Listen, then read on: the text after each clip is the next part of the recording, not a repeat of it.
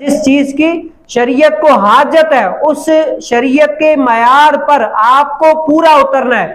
اگر آپ اس معیار پر پورا اتر رہے نا تو یہ بھی کہے آپ کی قربانی ہے. جیسے مثال کے طور پر آسان سی سمجھنے کے لیے، بھئی نماز پڑھنے کا کس نے حکم دیا؟ اللہ تعالیٰ نے دیا ہے نا. تو اگر بندہ اللہ تعالیٰ کے فرض سمجھ کر سارے اپنے کام کاج چھوڑ کر ایک دن کے اندر وہ 60,000 روپے کماتا ہے، سیٹ کہتا ہے تم نے نمازوں کی چھٹی نہیں کرنی، لیکن کیا ہے وہ بندہ کہتا ہے بھئی 60,000 باڑ میں جائیں، میں رب تعالیٰ کا فرض ادا کروں گا، پھر چاہے تم مجھے کم دے دینا.